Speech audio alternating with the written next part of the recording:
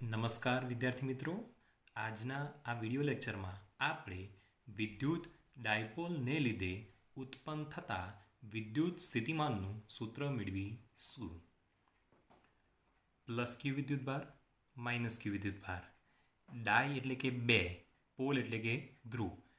બે સમાન મૂલ્યના પરસ્પર વિજાતીય વિદ્યુતભારો એકબીજાથી અમુક અંતરે મૂકવામાં આવે ત્યારે બનતી રચનાને વિદ્યુત ડાયપોલ કહેવામાં આવે છે. આ ડાયપોલનું કેન્દ્ર O છે. હવે પ્લસ ક્યુ અને માઇનસ ક્યુ વિદ્યુતભારો વચ્ચેનું અંતર 2a લેવામાં આવે છે. તો કેન્દ્રથી પ્લસ ક્યુ વિદ્યુતભારનું અંતર a થશે અને માઇનસ ક્યુ વિદ્યુતભારનું અંતર પણ a થાય છે.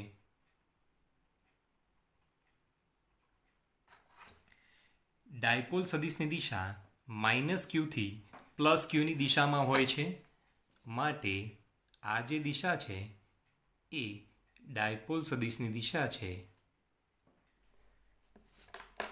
હવે અવકાશમાં આપણે કોઈ બિંદુ P લઈએ.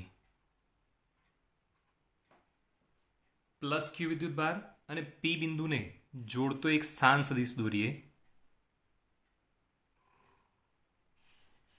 જે સ્થાન સદિશને આપણે વેક્ટર R1 કહી દઈએ. માઇનસ ક્યુ અને P બિંદુને જોડતો એક સ્થાન સદિશ દોરીએ, જેને આપણે વેક્ટર R2 કહી દઈએ. હવે ડાયપોલનો ઉદ્ગમ બિંદુ O અને P બિંદુને જોડતો એક સ્થાન સદિશ દોરીએ, જેને આપણે વેક્ટર R કહી દઈએ. તો પ્લસ ક્યુ વિદ્યુતભાર અને P બિંદુ વચ્ચેનું અંતર R1, કેન્દ્ર P બિંદુ વચ્ચેનું અંતર R, માઇનસ ક્યુ વિદ્યુતભાર અને P બિંદુ વચ્ચેનું અંતર R2 છે. ધન વિદ્યુતભારના કારણે P બિંદુ પાસે ઉત્પન્ન થતું વિદ્યુત સ્થિતિમાન લખી શકાશે V1 = K Q / R1. Minus ક્યુ વિદ્યુતભારના કારણે P બિંદુ પાસે ઉત્પન્ન થતું વિદ્યુત સ્થિતિમાન V2 = K - Q / R2. P બિંદુ પાસે કુલ વિદ્યુત સ્થિતિમાન V = V1 + V2. V1 અને V2 બંનેમાં KQ કેવા છે? સમાન. માટે V = K Q (1/R1 - 1/R2). હવે આપણે 1/R1 અને 1/R2 શોધવા છે. તેના માટે આપણે કોસાઇન સૂત્રનો ઉપયોગ કરીશું. અહીંયા ત્રિકોણ છે. ત્રિકોણના 3 શિરોબિંદુઓ capital A, capital B, capital C. અહીંયા ખૂણો Aની સામેની બાજુ સ્મોલ a, ખૂણો Bની સામેની બાજુ સ્મોલ b, ખૂણા Cની સામેની બાજુ સ્મોલ c. હવે આપણે કોસાઇન A શોધવો છે. તો ખૂણો A કઈ બે બાજુથી બને છે? B અને C. માટે cos A બરાબર પહેલી બાજુનો વર્ગ વત્તા બીજી બાજુનો વર્ગ ઓછા ખૂણાની સામેની બાજુ એટલે કે A², B² + C² - A² ભાગ્યા 2BC.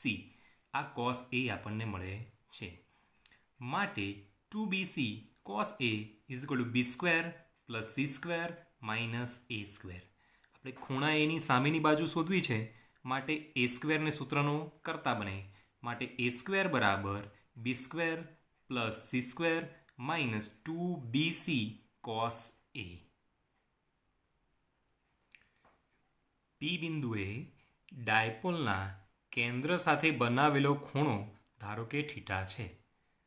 તો આ બાકીનો જે ખૂણો છે એ π - θ થશે. હવે આપણે કોસાઇન સૂત્રનો ઉપયોગ કરવો છે, એટલે અહીંયા આપણે લખીશું cos θ.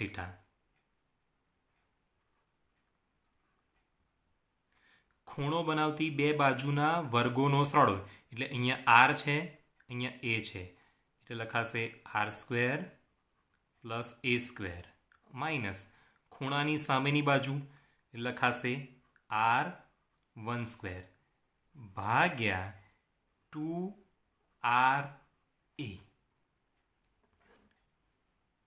હવે અહીંયા ખૂણો કેટલો છે પાઈ માઇનસ થીટા, એના માટે આપણે લખીશું કોસ પાઈ માઇનસ થીટા. ખૂણો બનાવતી બે બાજુ અહીંયા આર છે અહીંયા એ છે, માટે લખાશે r² plus a square minus ખૂણાની સામેની બાજુ કઈ r2² ભાગ્યા 2ra. અહીંયા કોસ પાઈ માઇનસ થીટા છે એના બરાબર આપણે લખી શકાય cos pi minus theta is equal two minus cos theta. હવે એનું આપણે સાદુરૂપ આપીએ તો લખાશે -2ra cos theta is equal two r² plus a square minus r2². આ માઇનસ r2² છે, આ બાજુ આવે તો પ્લસ, આ માઇનસ પેલી બાજુ આવે તો પ્લસ, માટે r2² is equal two r² plus a square plus 2ra cos theta. અહીંયા પણ 2ra છેદમાં છે તો અહીંયા અંશમાં આવી જશે, માટે 2ra cos theta is equal two r² plus a square minus r1². આ માઇનસ છે પેલી બાજુ તો પ્લસ, આ પ્લસ છે પેલી બાજુ તો માઇનસ, માટે r1² is equal two r² plus a square minus 2ra cos theta.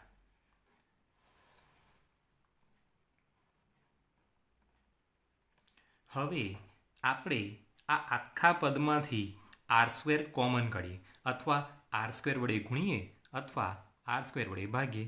એટલે r² કોમન, કૌંસની અંદર 1 plus a square by r² minus 2a cos theta divide by r.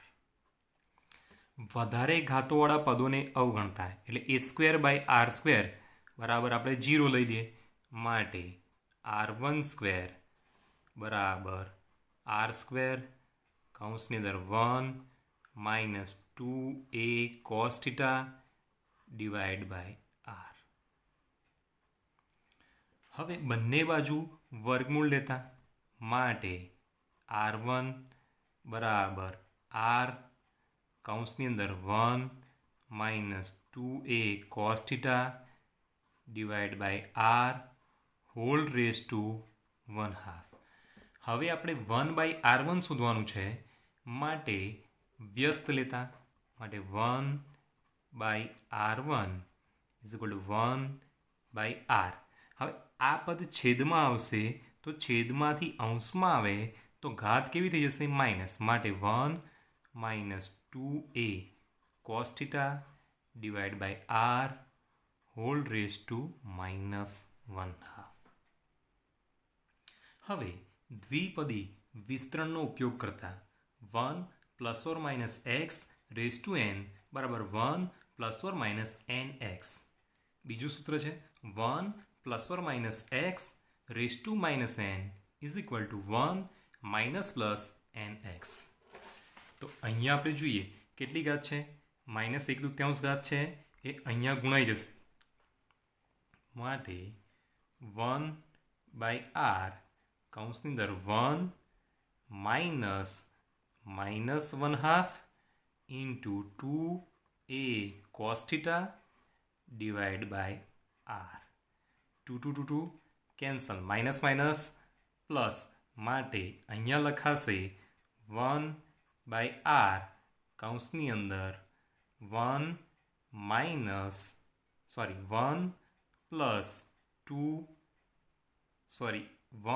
Plus a cos theta divide by r. Same આવી જ રીતે આપણે 1/r2 બરાબર 1/r, કૌંસની અંદર 1 minus a cos theta divide by r મેળવી શકીએ છીએ. આનું સાદુરૂપ તમે જાતે આપી દો. આ R1નું જેમ આપ્યું એમ R2નું આપવાનું છે. આપણને 1/R1 અને 1/R2ની કિંમતો મળી ગઈ છે, જે આપણે આ સમીકરણમાં મૂકી દઈએ.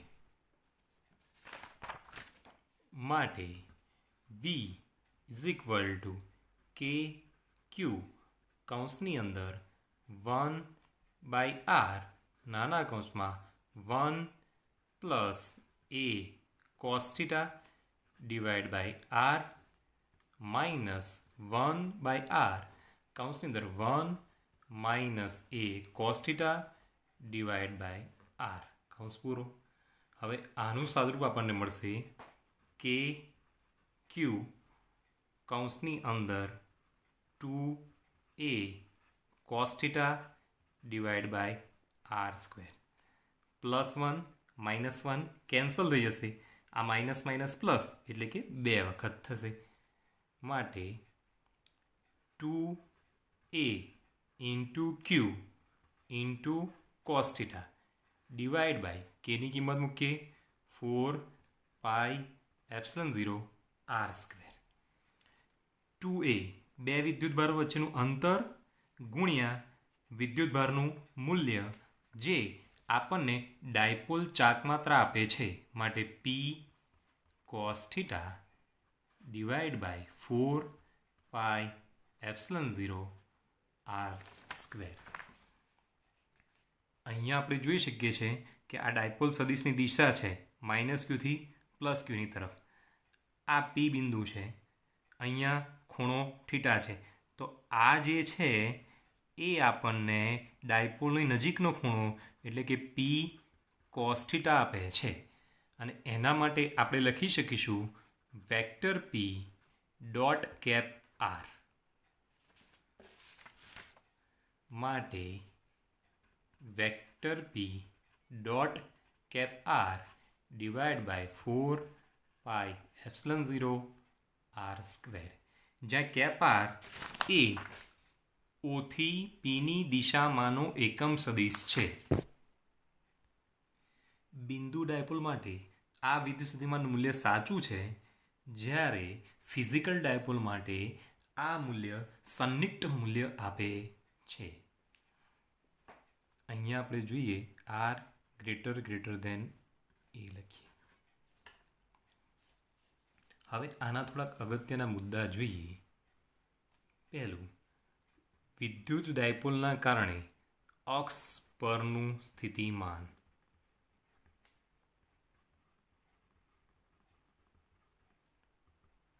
અક્ષ ઉપર હોય તો થીટા બરાબર 0 અથવા થીટા બરાબર પાઈ. તો લખી શકાશે P is equal to plus or minus P divide by 4πε0 R square. આનો મતલબ એવો થયો, જો P બિંદુ પ્લસ ક્યુ વિદ્યુતભારની નજીક હોય તો વિદ્યુત સ્થિતિમાન ધન, અને જો P બિંદુ માઇનસ ક્યુ વિદ્યુતભારની નજીક હોય તો વિદ્યુત સ્થિતિમાન ઋણ મળે છે. આકૃતિની અંદર આપણે જોઈ શકીએ છીએ કે ધારો કે P બિંદુ આ જગ્યાએ હોય તો થીટા બરાબર 0 વિદ્યુત સ્થિતિમાન ધન મળશે. અને જો P બિંદુ અહીંયા હોય તો થીટા બરાબર પાઈ એટલે કે વિદ્યુત સ્થિતિમાન ઋણ મળે છે. બીજો પોઈન્ટ, વિષુવરેખા પર સ્થિતિમાન.